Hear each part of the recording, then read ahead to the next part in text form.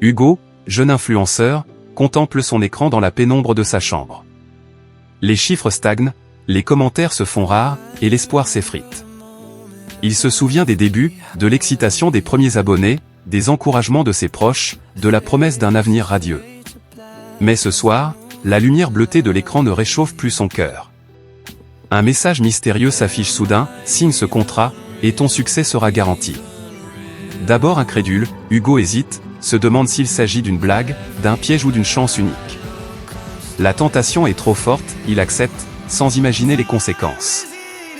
Dès le lendemain, ses vidéos explosent, des milliers d'abonnés affluents, les marques le sollicitent, les invitations pleuvent. L'euphorie le submerge, il partage sa joie avec sa meilleure amie, qui s'inquiète de son obsession pour les chiffres. Sa mère remarque ses nuits blanches, tente de le raisonner, mais Hugo, grisé par la célébrité, ignore les signaux d'alerte. Il se persuade que tout est normal, que le succès exige des sacrifices, et repousse les conseils de ses proches. Les jours passent, Hugo s'enferme dans son univers numérique. Il partage ses victoires, ses collaborations, ses nouveaux projets, mais il sent que quelque chose lui échappe.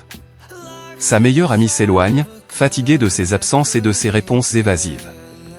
Sa mère, inquiète, lui prépare des repas qu'il oublie de manger, le regarde s'épuiser sans pouvoir l'aider. Hugo se persuade que la célébrité le comblera, mais au fond, une ombre grandit, tapie derrière les likes et les notifications. Il commence à s'éloigner de ceux qui comptent vraiment, persuadé que le succès est la seule voie possible. Chaque abonné gagné lui coûte une part de sa vie personnelle, une dispute avec sa meilleure amie, une nuit blanche, un repas manqué en famille. Les notifications s'accumulent, les sollicitations deviennent oppressantes. Hugo se sent prisonnier de son propre succès, incapable de revenir en arrière. Il se réveille chaque matin avec la sensation d'avoir perdu quelque chose d'essentiel, mais il ne sait plus comment retrouver le chemin vers la simplicité et la paix. Il regarde ses anciens souvenirs, ses photos de famille, ses messages non lus, et comprend que le contrat réclame toujours plus, et que chaque choix le rapproche d'un point de non-retour. La solitude s'installe, le vide derrière la célébrité devient insupportable. Hugo tente de ralentir, de retrouver un peu de normalité, mais le contrat semble impossible à briser. Il s'enferme dans sa chambre, repense à ses rêves d'enfant, à la joie de partager sans attente, à la liberté de créer pour lui-même. Les jours se ressemblent, rythmés par les notifications, les collaborations, les rendez-vous manqués. Son sourire se fige, ses yeux se creusent, son énergie s'épuise.